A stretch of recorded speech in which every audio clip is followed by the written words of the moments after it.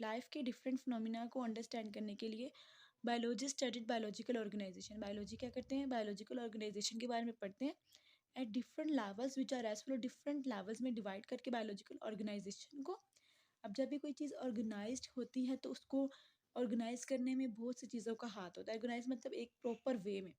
So biological organization को भी उन्होंने पढ़ने के लिए डिफरेंट लेवल में हम डिवाइड करते हैं। जैसे हमारे यहाँ पर था subatomic and atomic level. All type of matter are made up of element. वो क्या कहते हैं, ऑल टाइप ऑफ मैटर, जितना भी मादा, चाहे वो लिविंग मैटर है या नॉन लिविंग मैटर है, all type of matter are made up of element. किससे बना है, एलिमेंट से। और every element consist of single kind of atom. और जो हर एक एलिमेंट है वो किससे कंसिस्ट हुआ हुआ है, सिंगल काइंड ऑफ एटम से। सो अगर हम यहाँ पर अब बुक की वर्डिंग देखें तो all type of matter are made up of element and each element contain single kind of atom. The atom are actually made up of many subatomic particles. और जो एटम किससे बना है, many सब atomic particle से मिलके क्या बना है हमारे पास एटम। जैसे कि इलेक्ट्रॉन, प्रोटॉन और न्यूट्रॉन। ठीक है, इलेक्ट्रॉन, प्रोटॉन एंड न्यूट्रॉन।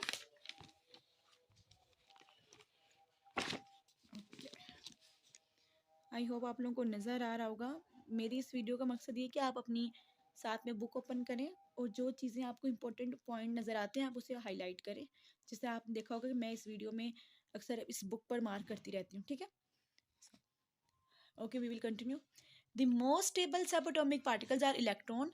अब सब एटॉमिक पार्टिकल्स बहुत ज़्यादा हैं लेकिन इंपॉर्टेंट जिसके बारे में आप लोग भी पढ़ते रहते हैं उससे कॉमन कौन से हैं, इलेक्ट्रॉन, प्रोटॉन एंड न्यूट्रॉन। कौन से, इलेक्ट्रॉन जिसपे नेगेटिव चार्ज होता है, प्रोटॉन जिसपे पॉजिटिव, और न्यूट्रॉन जिसपे न्यूट्रल होता है, इस पर कोई चार्ज नहीं होता।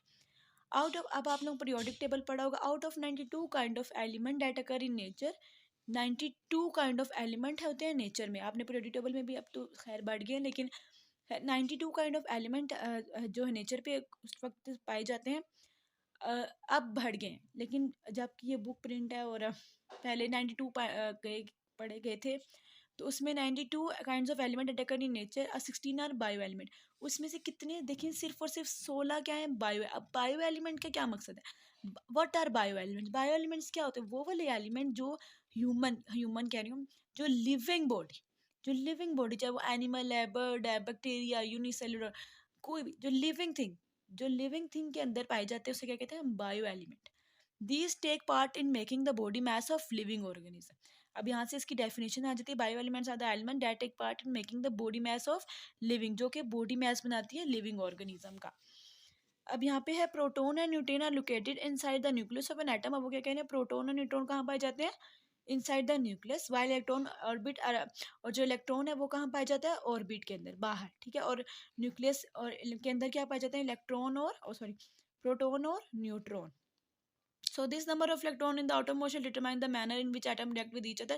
So जो नंबर ऑफ इलेक्ट्रॉन, आपको पता है ये सारा केमिस्ट्री यहाँ पे अगर आप लोगों ने पढ़ी भी है तो आपको ये बता रहे हैं कि जो जितने भारी इलेक्ट्रॉन होंगे वो उतना ही एटम रिएक्ट करेगा। और दिस थिंग ये आपको बता रहे हैं। हमारा एक मकसद यहाँ पर इस जगह से, ठीक है, ये केमिस्ट्री में आप लोगों का है। देन इसको एक मरतबा पढ़ लीजिएगा। Out of these bio elements, अब उन बायो एलिमेंट्स कितने थे, 16। उन 16 बायो एलिमेंट से only 6 make 99% of total mass. उन 16 में से सिर्फ 6 ऐसे हैं जो क्या बना रहे हैं, हमारे पास 99% टोटल मास बना रहे हैं। उसमें कौन कौन है, oxygen, carbon, hydrogen, nitrogen, calcium, phosphorus. और बच्चे आप लोगों के पेपर पॉइंट ऑफ व्यू से ये ऐसे एज इट इज़ याद होने चाहिए कि 16 में से 6 कौन से हैं, oxygen, carbon, hydrogen, nitrogen, calcium, phosphorus, और यहाँ पे इनके सिंबल्स लिखे हुए हैं।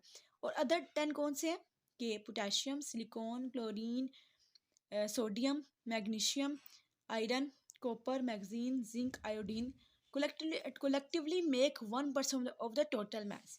अब जो इसकी ये परसेंटेज है, ये MCQs के लिहाज से बच्चे बहुत इंपॉर्टेंट है।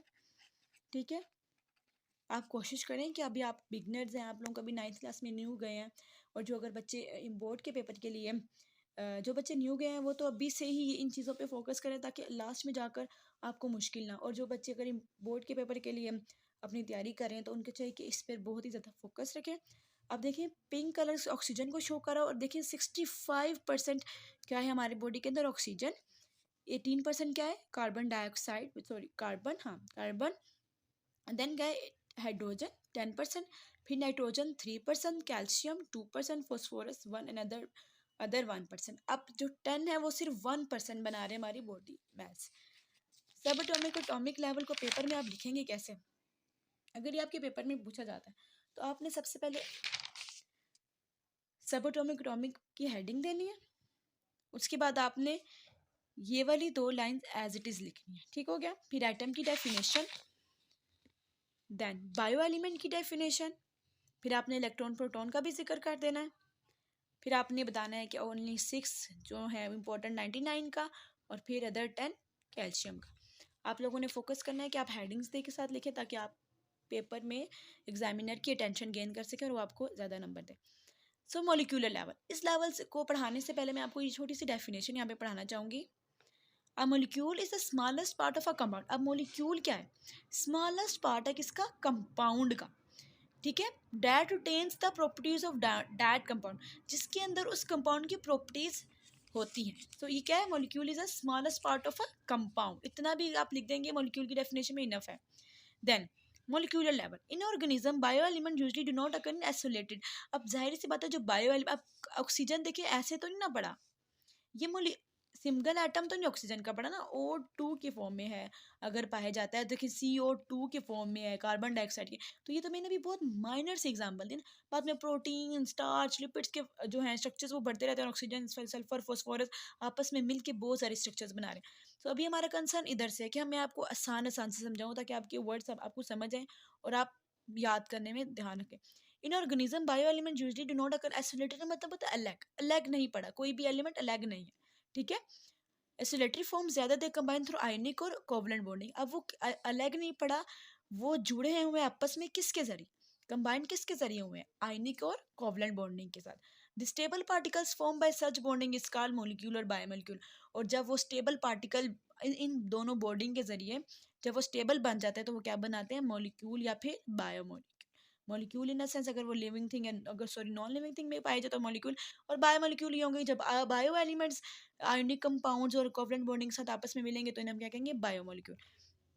अब इसके नीचे वाला पैराग्राफ है, an organism is form by enormous number of biomolecules of 100 of different type. अब जो एक ऑर्गेनिज्म है वो बहुत से बायोमोलिक्यूल से मिलकर बना हुआ है। These molecules are building material and themselves constructed in great variety and complexity due to a specific bonding arrangement. अब ये molecules बहुत ही complex हैं और ये all these things बताई हुई है कि themselves ये खुद भी बहुत complex है और ये आपस में जुड़कर और भी complex structures बनाते हैं, ठीक है। जैसे कि बायोमोलिक्यूल्स, आप यहाँ से पेपर पॉइंट ऑफ व्यू से जरूरी है। Biomolecules are classified into two categories, या biomolecules are classified as micromolecules और मैक्रोमोलिक्यूल्स। अब द वर्ड माइक्रो, माइक्रो का मतलब होता है छोटा और मैक्रो बड़ा। देन अब हम इसके आगे जाएंगे। माइक्रोमोलिक्यूल और मैक्रोमोलिक्यूल की डेफिनेशन है पेपर में पूछी जा सकती है और इनकी एग्जांपल, जैसे मैं कहती हूँ ग्लूकोज है, क्या है माइक्रो या मैक्रो है, तो ये एमसीक्यूज में इस तरह पूछा भी जा सकता है। So micromolecule are with low molecular weight, जिसका मोलिकुलर वेट क्या होगा? लो होगा, यानी कि जिसमें नंबर ऑफ मोलिक्यूल्स कम होंगे तो ऑटोमेटिकली उसका वेट भी क्या हो जाएगा? कम हो जाएगा। तो वो वाले मॉलिक्यूल जिनका वेट क्या होता है? कम होता है, उन्हें क्या कहते हैं हम? माइक्रो, छोटे मॉलिक्यूल, जैसे ग्लूकोज और वाटर। जैसे H2O है, C6H12O6 ग्लूकोज है, इनका क्या है? मॉलिक्यूलर वेट क्या है? छोटा, थोड़ा है, ठीक है। अब macro, macro molecule are with high molecular weight. अब इसका क्या है? हाई मॉलिक्यूलर वेट है। अब जैसे इसकी एग्जांपल हमारे पास क्या आ जाती है? स्टार्च, प्रोटीन और लिपिड। देखिए ये जो तीनों मॉलिक्यूल्स है ना, ये बहुत ही कम्प्लेक्स इनका स्ट्रक्चर, इसमें फॉस्फोरस लिपिड